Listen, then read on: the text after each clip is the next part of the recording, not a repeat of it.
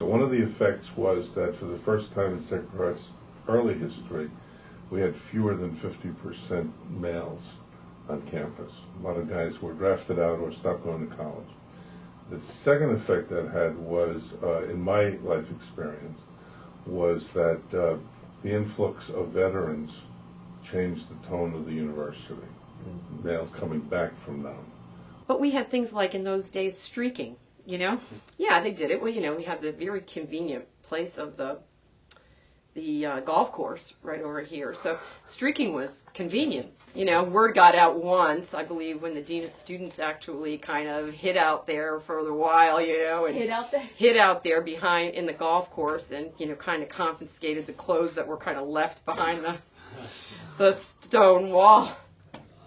Yeah, but streaking happened. Streaking happened in the 70s. It was streaking. Yeah, it was a time. You know, I mean, it would be a flash, you know, it'd be a flash, and, you know, we'd be in the pub at the back, and, you know, we had the patio. Where you guys have the patio, we actually had a patio there, too. It was a little bit bigger, but a lot of that was asphalt.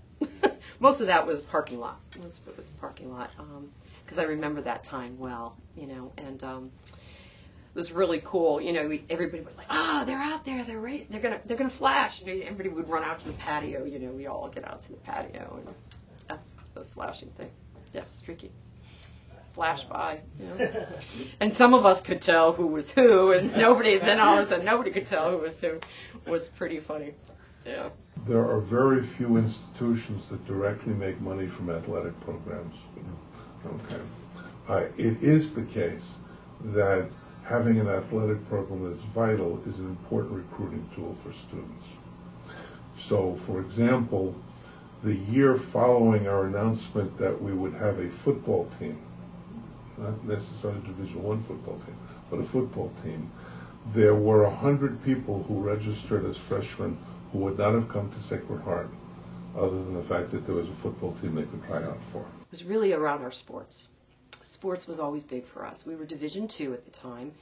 And a lot of our students came from other areas. They did start to recruit, and we had a wonderful basketball program, and our big rival, crosstown rival, was the University of Bridgeport. So we had, you know, our experiences as living away was like going to a hotel and following the team, either up to Vermont or up to New Hampshire or to Massachusetts. It was a lot of fun. So that was kind of our life. It was centered around our athletes. And, you know, we all knew each other. You know, we all knew who the athletes were. We all knew each other. We were a class of probably about 1,100 full-time undergraduate students. So it was a much smaller environment. When you see the word Sacred Heart, it screams Catholic, you know. And I'm not saying it shouldn't. I mean, for some people that's very, very good. Because it allows you the opportunity to really know that you can practice your religion and you can feel a place of comfort here. But there's a lot of students that would say they don't want to be a part of that. And I think when you came to Sacred Heart, you realized when it was run by lay people and they had the real Catholic traditions at heart, and Christianity was really the faith, you know, being good Christians, and that we accepted all other religions. The university would be unique in that it would be led by, staffed by lay people.